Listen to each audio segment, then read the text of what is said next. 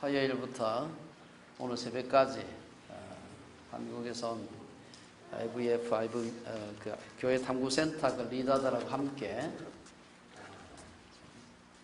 창조 탐사를 좀 다녀왔습니다. 다니면서 오늘 이 말씀을 생각하면서 여러 가지 좀 묵상할 수 있는 그런 시간이 좀 있었습니다.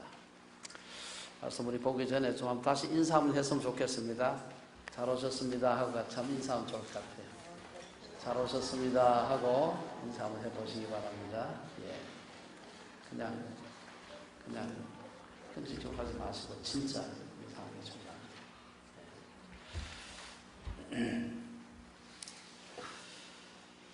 여러분들 혹시 그 기억을 잘 하실지 모르겠습니다만 오래전에 제가 찾아보니까 한 20년 가까이 됐더라고요. 그 사극이. 제가 사극을 좋아한다고 말씀드렸죠. 다른 건 별로 잘 안 보는데 뉴스하고 사극만 제가 봅니다. 근데 그 사극 중에서 MBC에서 그 허준이라는 걸 방영한 적이 있어요. 기억하시는 분 있습니까? 예. 당시 아주 많은 사람이 시청을 했는데 아시다시피 허준은 동의보감의 저자이기도 하고요. 뛰어난 의사이면서 동시에 그 사람이 그 사람들을 사랑하는 것이 굉장히 많이 회자가 되고 있습니다. 물론 중앙정부에서도 높은 직책까지 올라가고 했습니다만은 그가 정말 소위 내의원에서 있을 때부터 해가지고 어려운 사람들을 고쳐주고 긍휼히 여겼던 그 얘기가 전해지고 있습니다. 이 허준이 어떻게 해서 그렇게 훌륭한 의사가 되었을까 하는 것이 그 사극의 굉장히 중요한 모티브인데요. 여러분들 그 끝에 거의 끝부분에 가면 그런 게 나와요. 이 허준의 그 스승이었다고 하는 유이태라는 분이 당시에 그 수지부모해서 우리의 모든 신체는 부모로부터 받은 것이기 때문에 마음대로 훼손하면 안 된다. 그래가지고 의사가 되려면 반드시 해부학 연습이 필요한데 사람의 신체를 놓고 해부를 해볼 수가 없어요. 그래가지고 사람이 실제로 신체를 갖다가 이 시체를 두고서 해부를 하면은 안에 여러 가지 장기 구조라든지 여러 가지 훈련이 되겠는데 그것을 그 유이태 이분의 허준의 서성되는 분이 도저히 방법이 없어서 이 분이 유이태가 죽을 때쯤 해가지고 자기 몸을 해부에 자기 신체를 마지막 죽으면서 허준에게 해부해 보라고 하는 걸로 이제 그 클라이막스라고 볼 수 있는데요. 사실은 그 얘기를 제가 앞뒤로 어떻게 되나 싶어서 보니까 이 얘기가 사실이 아니더라고요. 그야말로 드라마타이즈 한 거예요. 제가 이제 그 작가가 왜 그렇게 구성을 어떻게 했을까? 유이태라는 분하고 허준은 사실 같은 시대 사람도 아니라 그래요. 당연히 그러니까 그 일을 했을 리도 없지만 이것은 제가 봤을 때는 그 허준이라는 사람이 어떻게 그렇게 훌륭한 의사가 되었을까? 어떻게 그렇게 백성들을 긍휼히 여기고 훌륭한 의학자는 또 말할 것도 없고 그렇게 되었을까 생각하다가 이게 그냥 되었을 리가 없다. 틀림없이 무언가 이 사람을 이렇게 만들었던 계기가 있지 않았을까? 생각하다가 비슷한 시대에 살았던 그 훌륭한 또 다른 그 의사였던 똑같은 시대는 아닙니다만은 유이태라는 사람을 갖다가 등장을 시켜가지고 그런 각본을 만든 게 아닌가 생각을 해보았습니다. 사실 그 허준에 대해서 제가 보니까 그분이 우리나라에서만 유명한 줄 알았다면 그게 아니더라고요. 제가 찾아보니까 일본에서도 그 신적인 존재였고 중국에서도 아주 신적인 존재였다. 그래요. 그건 실제로 그 문헌들이 나오고 있습니다.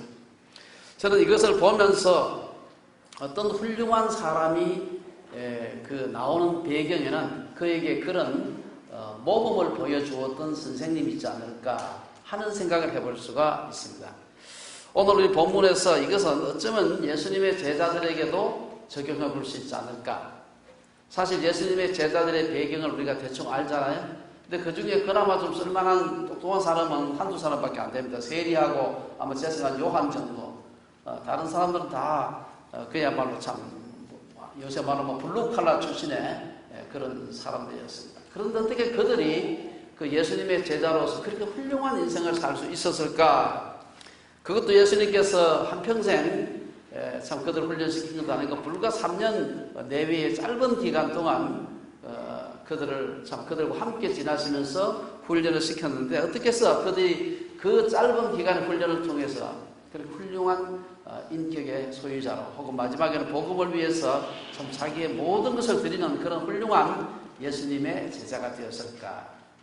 그것은 저는 모범이라는 생각을 해봤습니다. 예수님이 비록 짧은 기간이지만 지책에서 예수님의 살아계실 때 그 삶을 함께 숙식을 하면서 그 보여주신 예수님의 모범과 마지막에 이 사실 이 말이 굉장히 중요한데 잘 나가다가 좋은 말 많이 했는데 죽을 때 보니까 아니 올시다 이렇게 하면은 받았던 은혜 다 쏟아지는 거죠.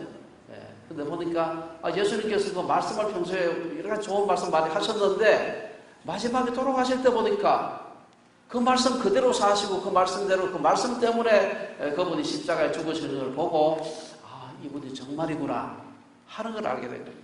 많은 사람의 감동을 받으면 좋지만 한 분의 진한 감동을 받고 그분은 저분이 진짜구나 하는 게 확신만 갖게 되면은 우리도 그분 닮고 싶지 않습니까? 저는 그래서 예수님의 그 제자들 가룟 유다는 좀 제외하고 나머지 그 제자들이 하나같이 자기 선생님이 전했던 그걸 위해 가지고 자기 인생을 자기 목숨을 던진 것을 봤을 때 이 예수님께서 진짜 선한 목자셨구나 하는 것을 생각해 보았습니다.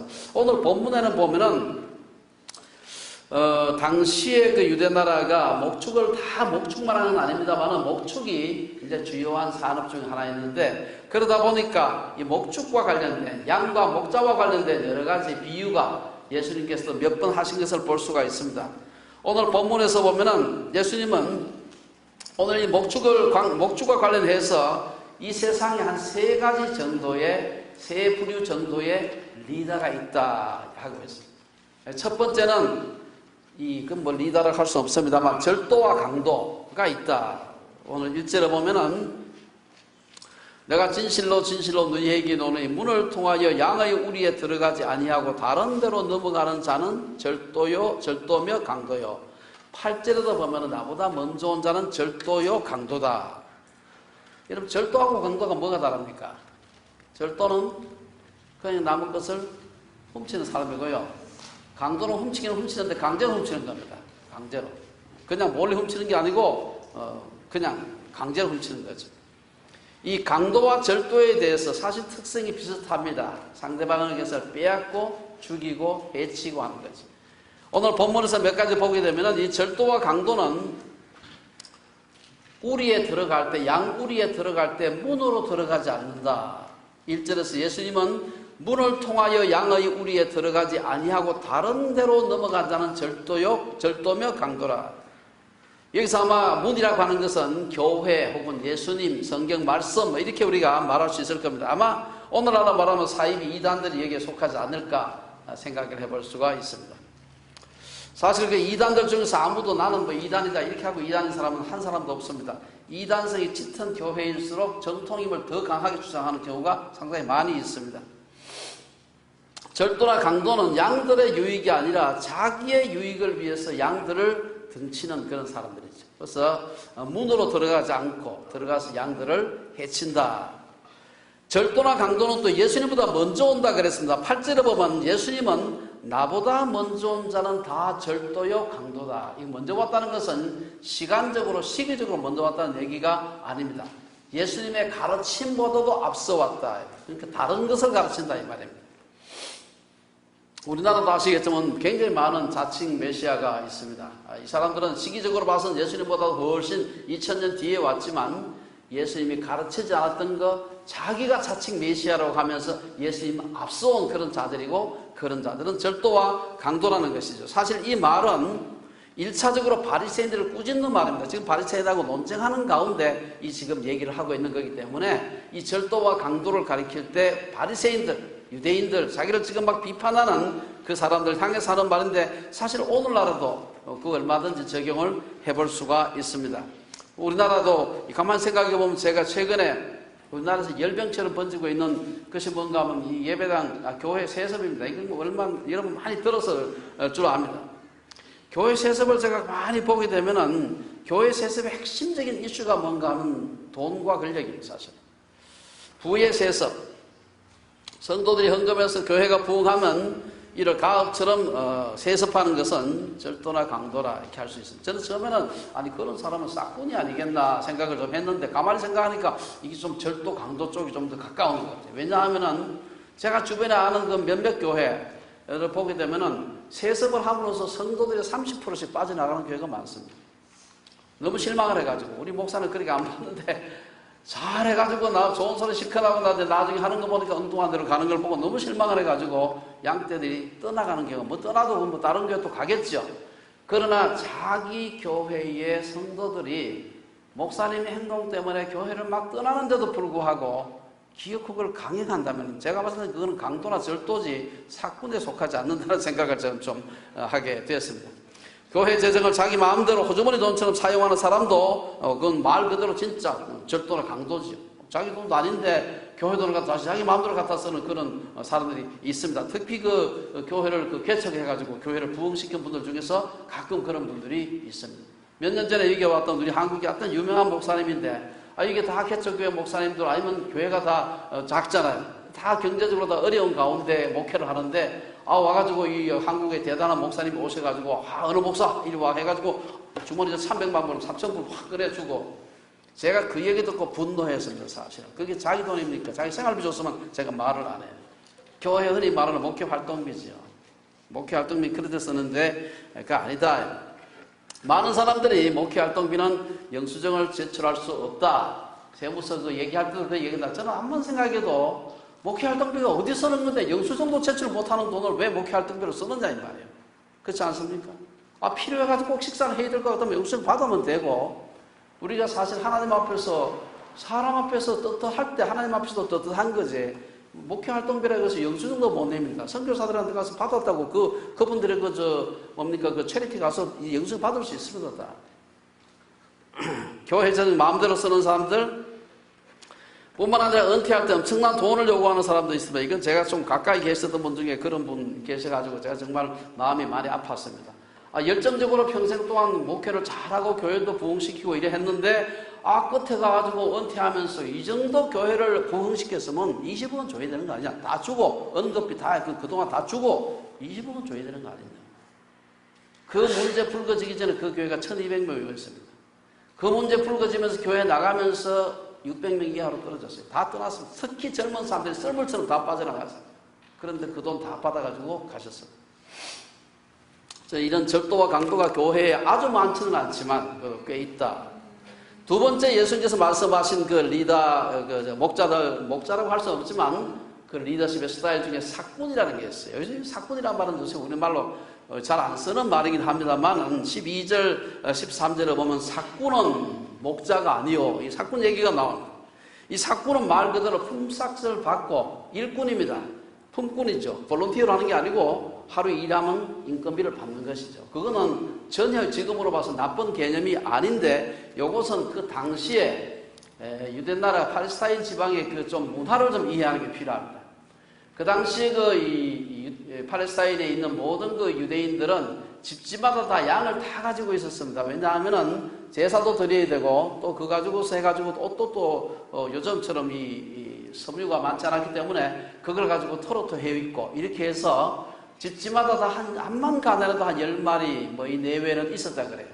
근데 문제는 부자들은 한 100마리, 200마리, 몇백 마리 가지고 있으면은 그거는 뭐 주인이 직접 그 양떼를 돌보든지 아니면 전문 자기 양떼만 관리할 수 있는 그런 양치기를 고용할 수 있는데 보통 가난한 사람도 한 10마리 내외 몇 마리 있는 사람이 그걸 가지고서 자기가 직접 하기도 그거 생업이 안 되니까 안 되고 그렇다고 해서 또 바깥에 누구한테 이게 전업으로 이걸 맡길 수 있는 사람을 하려니 너무 돈이 많이 들고 이래가지고 그런 영세한 그런 양들을 가지고 있는 목축을 하는 그런 분들끼리 모여가지고 한꺼번에 모으게 되면 100마리, 200마리 되니까 우리도 따로 만들고 그리고 그 여러 사람의 양들을 모아가지고 관리하는 한 사람의 사꾼을 고용한다고 합니다. 그래서 이 사람이 보통 때는 아무 문제가 없을 때는 양떼들 잘 돌본다 그래요. 잘 좋은 데로 풀 있고 물 있는데 양떼를 잘 데리고 다니면서 사는데 문제는 사나운 짐승들이 올 때 특히 자기가 자기를 물어뜯을지도 모른다. 자기가 다칠 수 있는 위기가 오면 그 다음은 뭐 양이고 뭐고 다 집어치고 먼저 도망을 간다는 겁니다. 자기 양도 아니고 한 사람의 양도 아니고 여러 사람의 양을 모아서 그 임금을 조금씩 모아가지고 그 사람에게 페이를 하는 그런 사건이 있었다 그럽니다. 이런 사람들은 자신의 보수나 혹은 자신의 안위에만 관심을 기울일 뿐 양의 그 안위에 대해서는 별 관심이 없는 사람입니다. 어쩌면 오늘 우리 교회에도 이런 사꾼 목자들이 많다고 할 수가 있습니다. 교회 재정은 어려운데 온갖 명분으로 돈을 자꾸 받아가는 그런 사람도 있고요.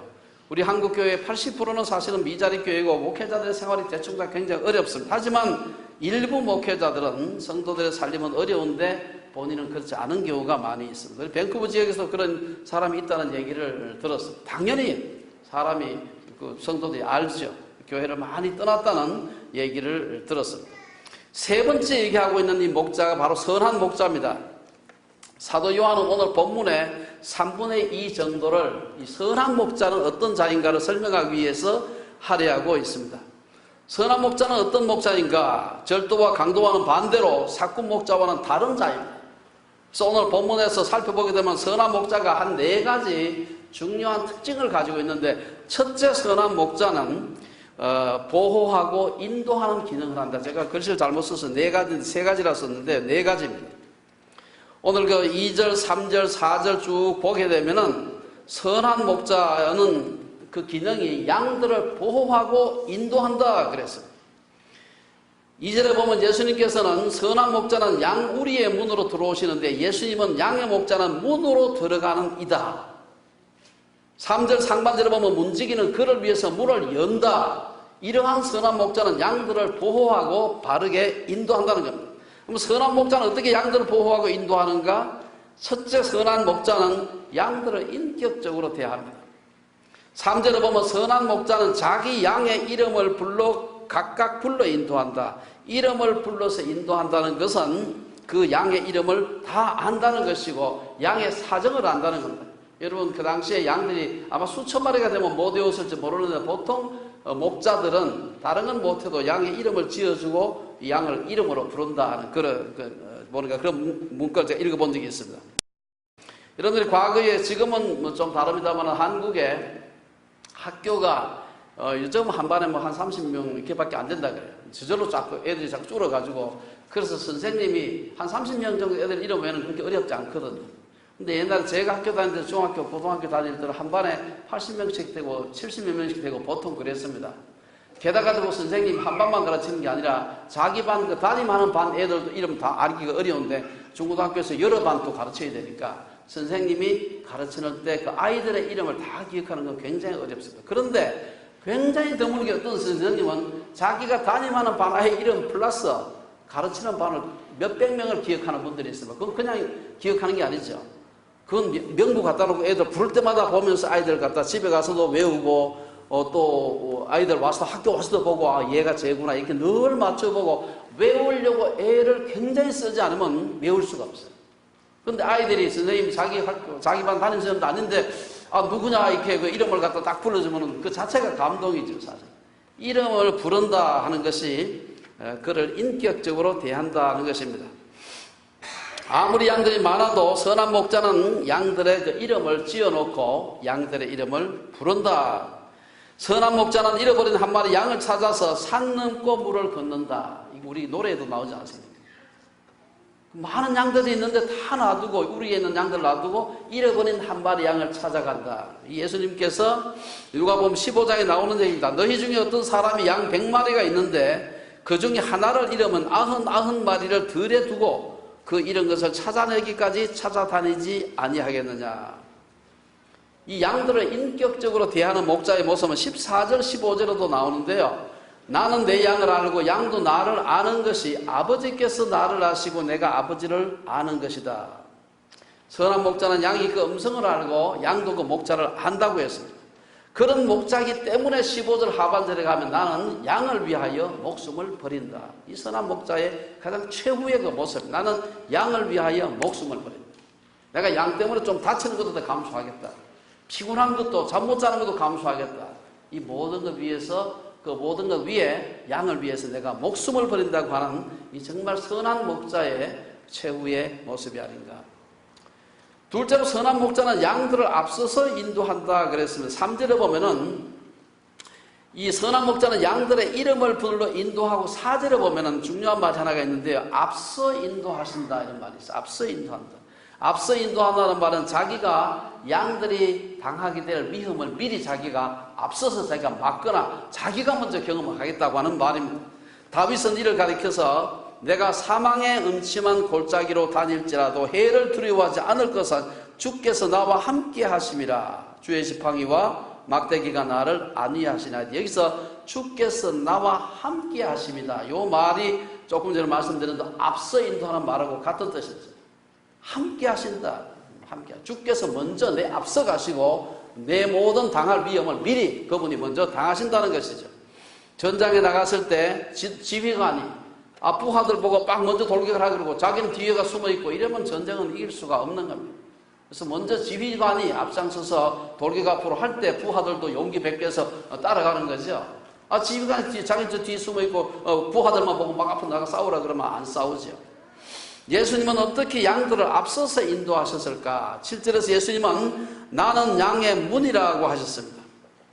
이 문은 하나님의 말씀이고 예수님 자신이라고 할 수가 있습니다. 예수님은 말씀을 가르치면서 늘 하시는 말씀이 이건 내 말이 아니고 나를 보내신 자의 말씀이다 라고 그 말씀을 항상 하시는 걸 볼 수가 있습니다. 요한복음 14장에 보면은 내가 너희에게 이르는 말은 스스로 하는 것이 아니라 아버지께서 내 안에 계셔서 그의 일을 하시는 것이라. 예수님은 자신이 바로 하나님의 일을 하고 있다는 이 확신에서 잠시도 벗어난 적이 없습니다. 하나님의 말씀을 전하고 있던 확신, 즉 진리에 대한 확신이 있었기 때문에 여러 위험들을 무릅쓰고 양들을 앞서 행하신 것이죠. 세 번째, 선한 목자는 이 선한 목자의 보호와 인도는 민족을 넘어서는 겁니다. 이건 사실 참 어려운 구절 중에 하나. 16절에 보면은 예수님은 또 이르시되 또 이 우리에 들지 아니한 다른 양들이 내게 있어 내가 인도하여야 하리라 이렇게 말씀하셨습니다. 그리고 이어서 그 뒤에도 그들도 내 음성을 듣고 한 무리가 되어 한 목자에게 있으리라. 이건 사실은 앞뒤에 문맥이 서로 안 맞는 한 문장이 갑자기 이 개밥에 도토리처럼 뚝 들어와 있는 듯이 보이는 말씀인데요. 그러다 보니까 이단들 중에서 이 말씀을 이상하게 잘못 해석하는 사람들이 있습니다. 사실 이걸 가르쳐가지고 여러분 북미주의 그 메이드 인 USA 우리 이단 중에 하나가 바로 몰몬교입니다. 몰몬교를 만든 사람이 조셉 스미스라는 사람인데 이 사람이 연도가 지금 한 200년 정도 됐어요. 그때 이 다른 한 양떼가 있다 그랬는데 이 우리에 들지 않은 다른 양들이 있어 내가 인도하여야 하리라 했는데 이 양들이 누구냐? 그게 바로 북미주의 예수님께서 오셨다는 겁니다. 그래가지고 그분이 바로 자기에게 나타났다. 그래서 조셉 스미스가 오늘 우리가 알고 있는 몰몬경을 굉장히 일찍 24살 때 그걸 책을 짓게 됩니다.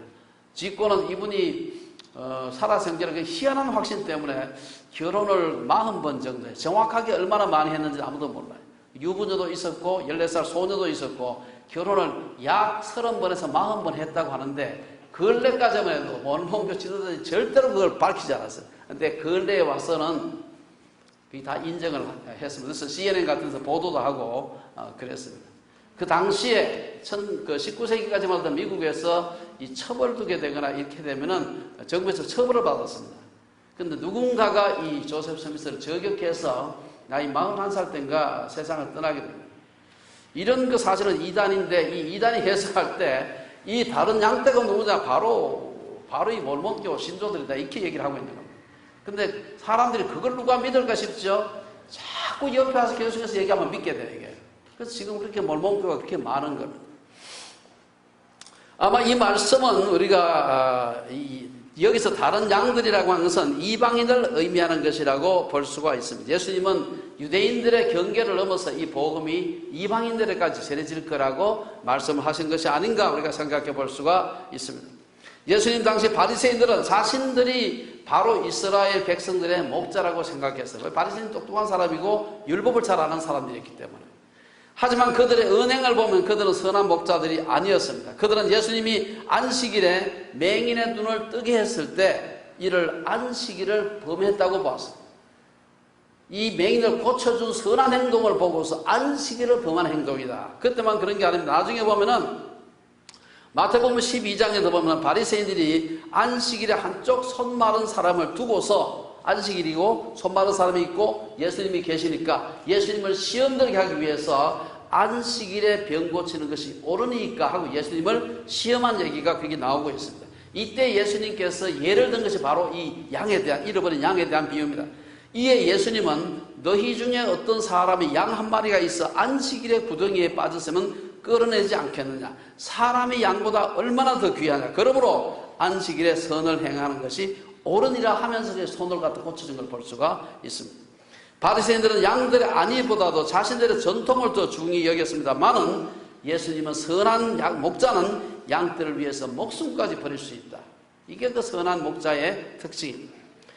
선한 목자는 그래서 그 사람들을 바른 길로 인도하는 분이고, 선한 목자는 양들을 보호하는 자다.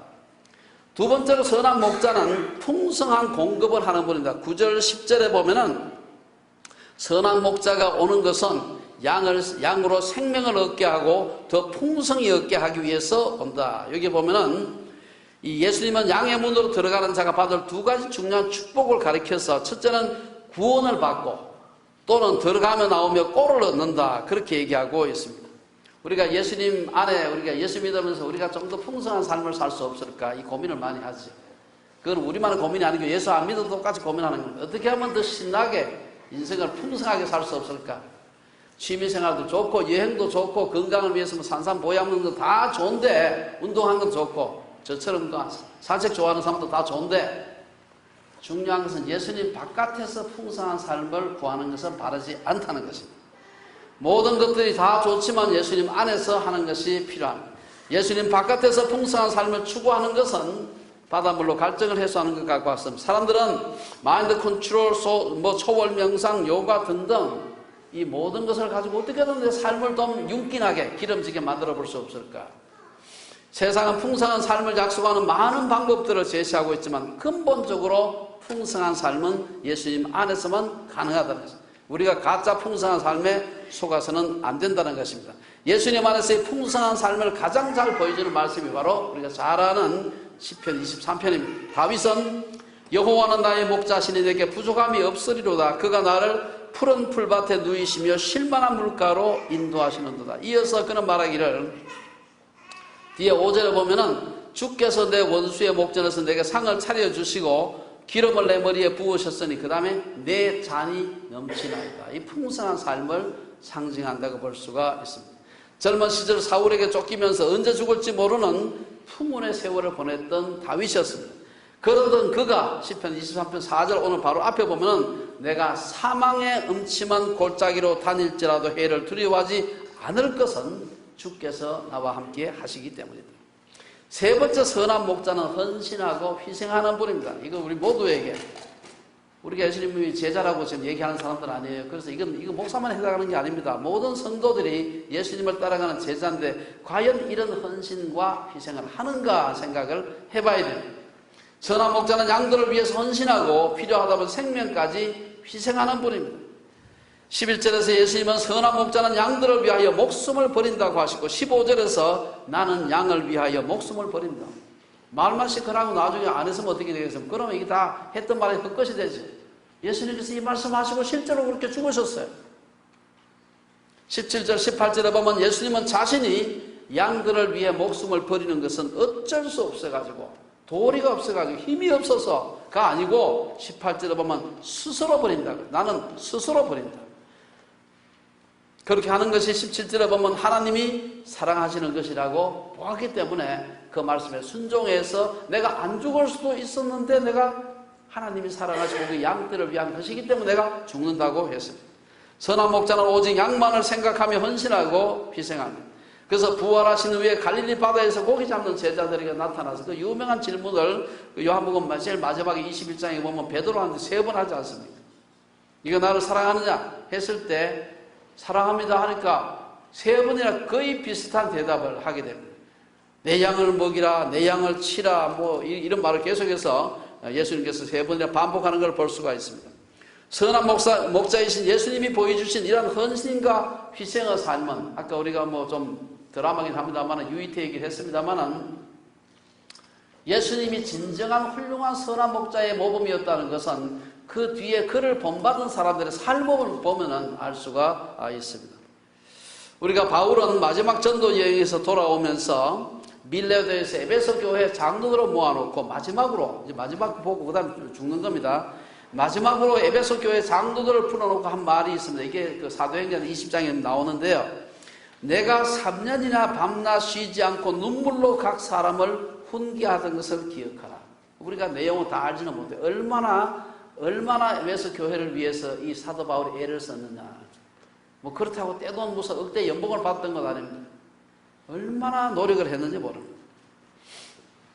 10절의 말씀처럼 도둑이 오는 것은 도둑질하고 죽이고 멸망시키려는 것 뿐이지만 선한 목자 대신 예수님을 본받은 바울은 내가 아무의 은이나 금이나 의복을 탐하지 아니하였고 여러분이 아는 바와 같이 이는 이 손으로 나와 내 동행들이 쓰는 것을 충당하여 범사에 여러분에게 모범을 보여준 바와 같이 수고하여 약한 자들을 도왔다. 내가 애를 써서 사도로 선교사로 파송받은 사람으로서 곳곳에 다니면서 선교만 한 것이 아니라 어려운 사람들, 약한 사람들을 도왔다고 얘기하고 있습니다. 마지막으로 이게 오늘 제가 다시 말씀을 읽으면서 선한 목자의 마지막 네 번째 조건이 하나가 있어요. 굉장히 중요한 조건. 내가 이 놓칠 뻔했는데 마지막에 제가 말씀을 준비하면서 보니까 이거 꼭 넣어야 되겠다 생각을 하게 되는데, 이 뭔가 하면은 선한 목자는 논쟁과 오해받을 각오를 해야 됩니다. 이게 아주 중요한 건데요. 19절에서 21절까지 세 절에 보면은 제가 다 뭐 읽지는 않겠습니다만은 예수님께서 선한 목자에 대한 비유, 사꾼의 비유, 강도와 절도의 비유를 하시니까 유대인들이 알죠. 유대인들이 그 바보가 아닌데 저게 저 말이 우리 보고 하는 얘기구나. 바리새인들 보고 좀 사꾼이다 혹은 절도와 강도라고 하는 것을 이 IQ가 두 자리만 되면 금방 알 수 있는 얘기예요. 딱 들어보니까 화가 나거든요. 이게 저게 우리 보고 하는 얘기구나. 자기는 선한 목자고 우리는 사꾼이고 절도고 강도로 하는구나. 금방 하는 겁니다. 그러니까 이 말씀으로 말미암아 유대인 중에 다시 분쟁이 일어난 19절에 분쟁이 일어났어요. 그 중에 많은 사람이 말하니 저 사람 귀신 들렸다 하니까 21절에 보면 아니야, 귀신 들려가지고 저렇게 말할 수가 없어. 어떻게 귀신 들린 자가 맹인의 눈을 뜨게 할 수 있느냐. 막 논쟁이 되고 있는 걸 볼 수가 있습니다. 우리가 이 말씀을 보면서 예수님은 선한 일을 하시고도 유대인들에게, 특별히 바리새인들에게 많은 공격을 받게 됩니다. 여기 사두개인은 안 들어가. 왜냐하면 이게 주로 안식일 범한 것 때문에 지금 일어난 논쟁이기 때문에 율법 범하는데 그냥 정신이 바짝 서 있는 사람들은 바리새인들입니다. 이 바리새인들에 의해서 공격을 받으시고 오해도 받았습니다. 무엇을 보여줍니까? 선한 목자를 우리가 따라가느냐고 할 때 여러 가지 그분의 많은 걸 우리가 본받아야 이렇게 만든 그 중 하나가 때때로 터무니없는 오해와 터무니없는 그런 비난을 받을 때가 있습니다. 그거를 물론 대부분의 그 비난과 오해는 우리의 인격적인 결함 혹은 어떤 행동의 문제 때문에 생깁니다. 그러나 때로는 전혀 그것이 아니고 그야말로 바른 말씀, 하나님 말씀에 바르게 순종하려고 하는 것 때문에 이런 그 비난과 오해를 받을 수가 있습니다. 저도 그런 여러 가지 그 비난과 오해를 받는 일이 있었는데 그 중에 한 8, 90%는 제 잘못 때문에 받은 거고요. 한 20, 30%는 제가 잘못한 게 별로 없는데 사람들이 오해를 해가지고 그런 경우가 꽤 있습니다. 제가 잘못해서 한 건 하나님 앞에 사람 앞에 잘못했다고 용서를 빌고 사과를 하면 되는 것이고요. 나는 전혀 잘못하지 않은데 저 사람들이 잘못 지금 알고 그러는구나 싶은 것이 있으면은 너무 변명할 필요가 없습니다. 안 그렇다 물론 표시는 해야 되죠. 그러나 우리가 하나님 앞에 섰을 때 그분이 우리의 최후의 판단자가 되시고 우리의 심판자가 되시는 분인데 그분 앞에서 내가 부끄럽지 않으면 되는 것이지. 그렇다고 가만히 있으면 안 돼요. 그러면 가만히 있으면 침묵이 승인인 줄 알고 저 사람이 진짜 그 잘못했나 보다 그렇게 얘기할 수가 있는데 얘기는 해야 됩니다. 글로도 쓰고 말로 되고 분명하게 해줘야 됩니다. 그러나 따라다니면서 왜 이해를 못할까 싶어서 애걸복걸 할 필요는 없습니다. 하나님께서 아시고 때가 되면 풀어주시고 죽을 때까지 안 풀릴 수도 있습니다. 그러나 하나님 앞에 섰을 때 하나님께서는 우리의 중심을 아시는 분이기 때문에 우리가 잘못하지 않았습니다. 혹은 의를 위해서 핍박을 받는다면 오히려 상을 받을 일이 되는 것입니다.